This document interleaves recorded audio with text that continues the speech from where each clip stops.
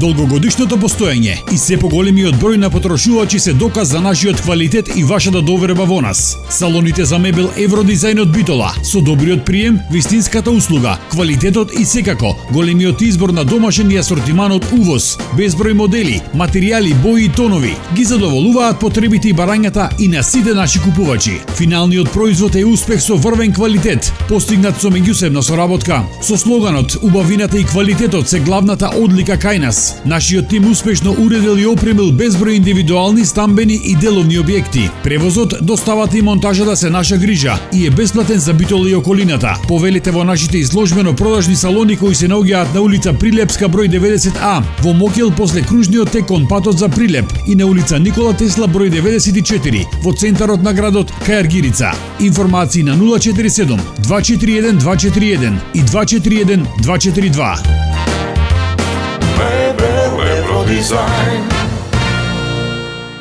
Видео снимката која денови во осамна на интернет порталите на која се гледа како повозрасна жена малтретира бебе. Не само што ја потресе македонската јавност и регионот, туку и предизвика бура од реакции по социјалните мрежи и граѓаните, кои бара најстрога казна за жената која безмилосно тепа дете. Според податоците од полицијата, за прв пат страшната слика ја видел таткото на 20 август годинава, кој претходно забележал мотринки на телото и главата на своето дете и заради тоа решил дома да постави видеокамера.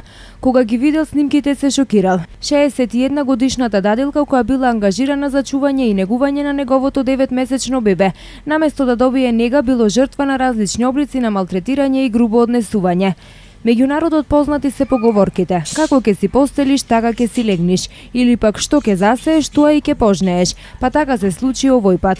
Кога на некој му мислиш и му правиш лошо, тоа тогаш ќе те снајде и тебе. Малтретирањето и тепањето на 9-месечното бебе, грубото однесување кон него со викање, навредување, штипење за рацете, тегнење на ушите и други облици на малтретирање. Ја однесе 61 годишната дадилка за решетки и таа 30 дена ќе помине во шутка. Откако Министерството за внатрешни работи поднесе кривична пријава поради сомневање дека сторила кривично дело за пуштање и малтретирање на дете, судот ја одреди мерка притвор, а обвинителството води истражна постапка. На дадилката се заканува казна затвор од 1 до 10 години. После оваа немила случка која изминативе дена ја потресе Македонија, се поставува прашањето колку е сигурно детето да се довери на непознато лице. По немилиот настан, министерот за труд и социјална политика Диме Спасов апелираше населението да ангажира само лиценцирани дадилки, што е предвидено во рамките на Законот за детска заштита. Тој вели дека самиот закон предвидува постапка за што работат со деца да се лиценцираат. Во процесот на лиценцирање се проценува стручното знаење на апликантот, се проверува подобноста, дали е психофизички здрав, дали ја познава проблематиката, дали е осудуван за одредено кривично дело или за семејно насилство. Исто така министерот Спасов апелира до тие што ги чуваат децата да се лиценцираат, но додава дека сепак останува на родителите да одлучат дали ќе побараат од дадилката да извади лиценца ако ја нема. На исто мислење се и од првата детска амбасада Меѓаши, кои вела дека родителите треба да ги доверат своите деца на чување на лиценцирани дадилки или компании кои даваат вакви услуги или во детски градинки. Оттаму се надеваат дека оваа немила случка ќе ги предупреди останатите родители да внимаваат кои се ги чува нивните деца. Во последно време многу често се случува родителите грижата на своите најмили да им ја доверат на дадилка, наместо на персоналот од градинките ширум земјава или пак на лиценцирани дадилки. Но ни тоа не е случајно. Годинава голем дел од родителите реагираа на недостиг на слободни места за упис на нивните деца во детските градинки.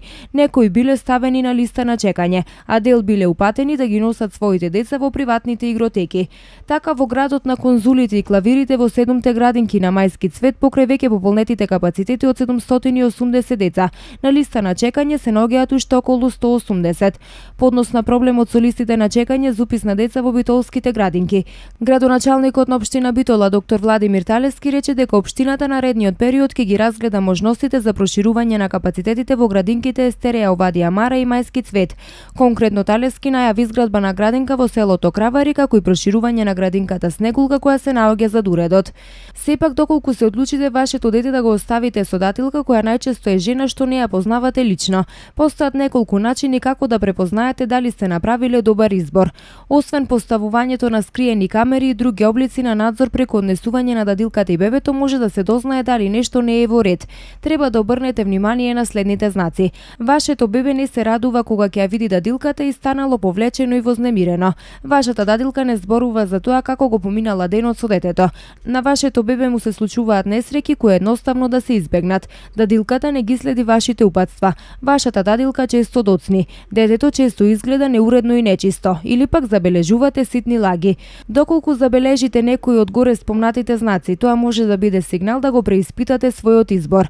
Затоа пред да одлучите кој да го чува и на кого ќе му го доверите вашето дете, размислете два пати пред да го сторите тоа.